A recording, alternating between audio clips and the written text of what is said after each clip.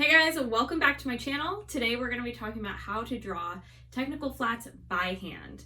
Yes, it's entirely possible to draw technical flats without expensive software like Adobe Illustrator. If you're not familiar with what technical flats are, they're basically a technical illustration that you're going to send to your factory as a part of your tech pack to help illustrate how the garment is constructed. If you are interested in creating technical flats in a vector program like Adobe Illustrator, I have an entire free course on that.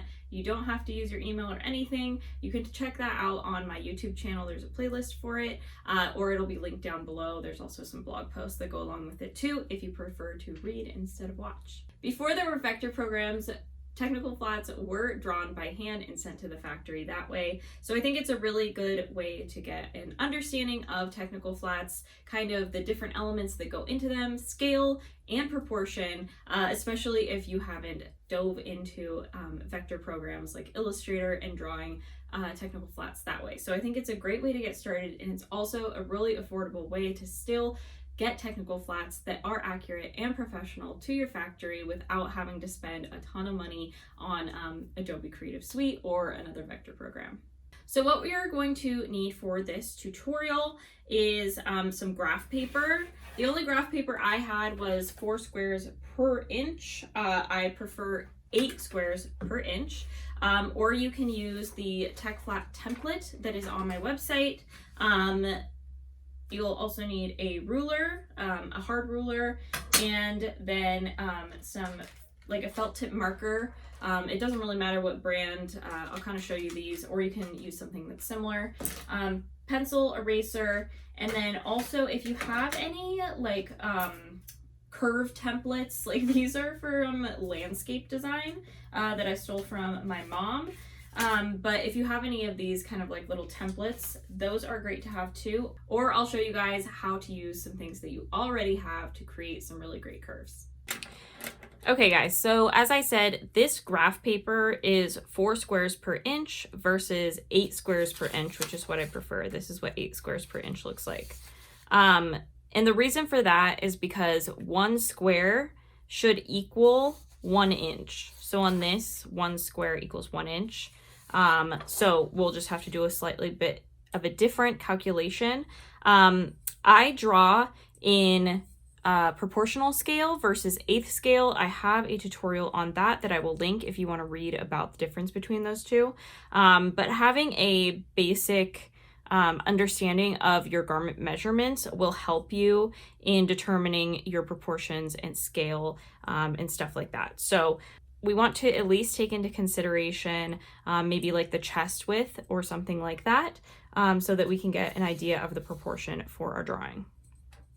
So the first thing that we're going to do is we are going to mark down the center. We're just going to mark a line, and this will be the center of our drawing. And so if this was in 1/8 scale, I'm just going to do this so that I remember. Then 4 squares or 1 inch on this piece of paper, 4 squares is 1 inch on this paper, would be 8 inches in real life. So let's say that we are drawing a lady's t-shirt. It's going to have a 20-inch chest width, let's just say, and we are going to be drawing half of it, just like we would if we were in a vector program first, kind of get our proportions under control, but we can mark out our proportions now. So we know this is the center. We're going to take half of 20, which would be 10. We already know that 1 inch or 4 squares on this piece of paper is 8 inches, and so we need 2 additional inches, which would be 1 more square. So I know that this is 10 inches, and we can just double check by counting the squares. So 1, 2, 3, 4, 5, 6, 7, 8, 9, 10. And then we want to do the same on the other side, and that's going to be our chest width. So that'll give us kind of an understanding of kind of where we're at with our proportions. So 1, 2, 3, 4, 5. And if you are drawing in 1/8 scale, then you're going to want to take all of your garment measurements and multiply them by 0.125 or by 1/8, and that will give you your 1/8 scale measurements. And then you would just measure out every single piece, just kind of like you would do if you were drawing a pattern. Okay, so I draw in proportional scale because it just makes more sense, and that's what most companies use. So we can just start to get an idea of kind of our shape of our garment. Like I said, we're going to be drawing a t-shirt, so I kind of just want to get the outline first. Always start in pencil, and then we'll go over it in pen later once we have everything nailed down. So let's say this is our chest width. Probably need a little bit lower than this. I know it's going to go in a little bit at our waist, and let's give her a curved hem a little bit, and the back goes down a little bit more, and she'll have just sort of like a shorter sleeve. And again, if you're drawing an 1/8 scale, you'd actually have all these measurements to get the exact dimensions of what your garment is in 1/8 scale. Now, I have a pretty good understanding of proportions since I've been doing this for a long time, but you know, it'll just take some getting used to, and once you do it a few times, you get a pretty good idea of like being able to just kind of eyeball things. Like, this looks a little high.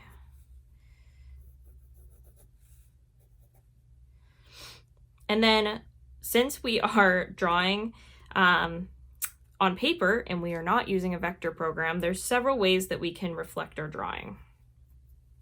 The first way is just to, you know, continue all of our lines and try to match them up the best we can, you know, kind of following how many squares and doing it that way. You can also darken this and then fold the paper in half and rub it, and the lead will transfer to this side.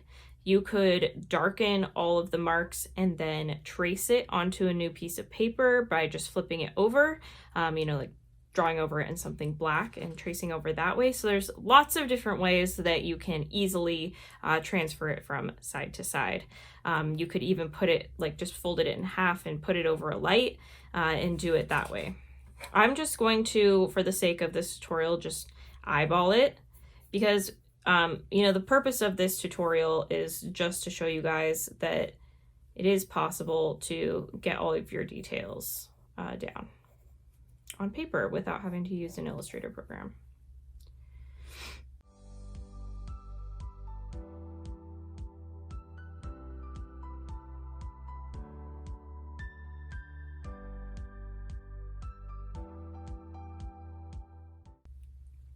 So now that I've got my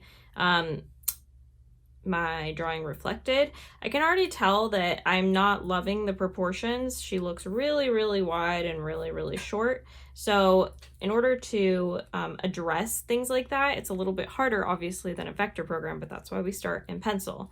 And so we can kind of lengthen her. So let's bring her shoulder up. And let's bring her hemline down. And a little bit thinner. Maybe she goes in a little bit more at the waist.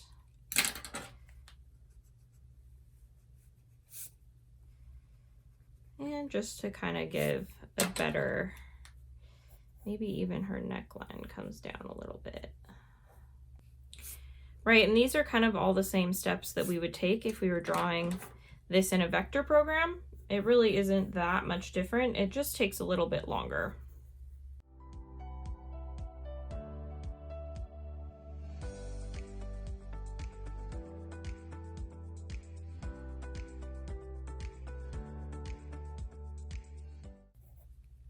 So now we can start adding the other details within the garment. You kind of want to make sure it's equal from side to side. That's why I said doing it the other way probably is a little bit more accurate, but this will work for this tutorial. And then we can start adding our other details. Okay, so we want to give her a armhole on both sides. Maybe she has a neck trim.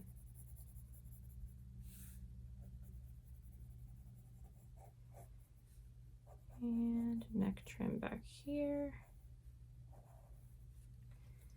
And maybe she has a shorter hem in the front. And she's going to have, obviously, hem marks. Okay.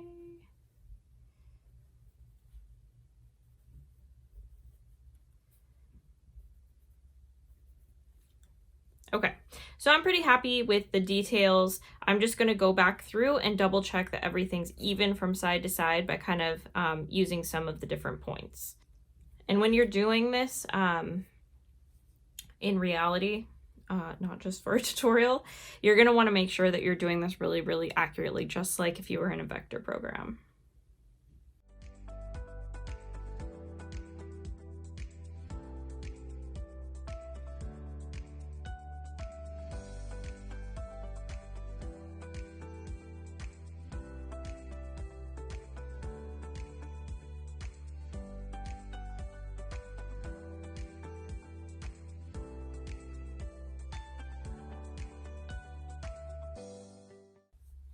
Okay, so I'm pretty happy with how the proportions are all now. And this is where we are going to go back in with our pen. And I have this set of, this is a Prismacolor Premier Fine Line Markers. I have a set with all different sizes, which is really nice for doing things like the stitching and stuff. So I'm going to do the outline in a thicker one and then go back and do the details in finer ones. So we want to use our little guide to be able to draw some of these curves. But if you don't have one of these, you can easily do like I could use this bobbin from my sewing machine, or a thread spool, or, you know, a thumbtack or something. So there's lots of things like around your house that have really nice curves on them that you can use. So be sure to look for stuff like that you can get the curve that you're looking for.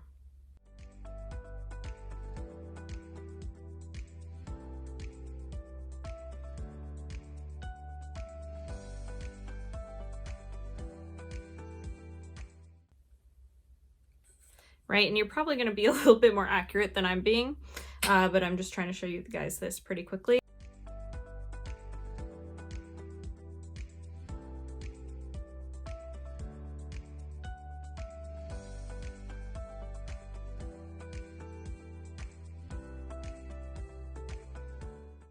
So something to keep in mind is drawing a curve, but always making sure you hit 90 degrees when you hit that center line.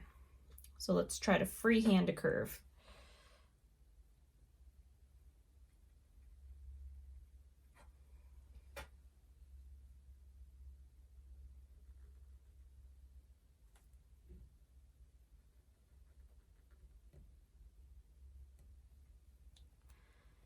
Not too bad.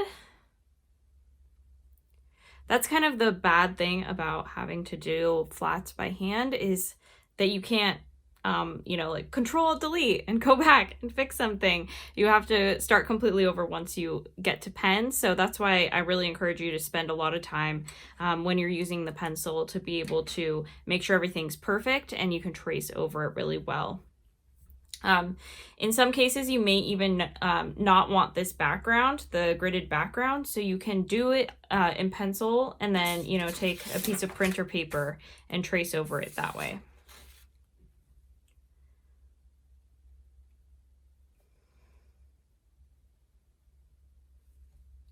Okay, so there's my very quick outline. And then I'm going to go back in to do some details. Let's see, which one did I use? I think it was like this one. So it's really easy to, I love using these for especially when you get to like the stitching, for instance, because you can just dash the line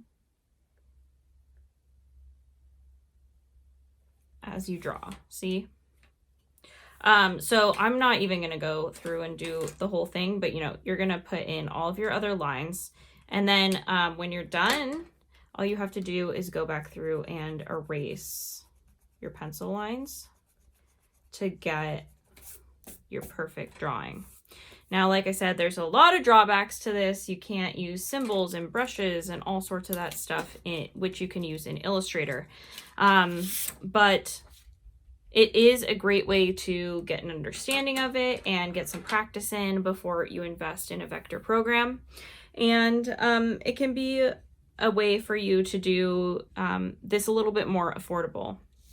Now, I've created these tech flat templates on my website to kind of get rid of all that guesswork that we did at the beginning that takes so long, and gives you a template for proportion.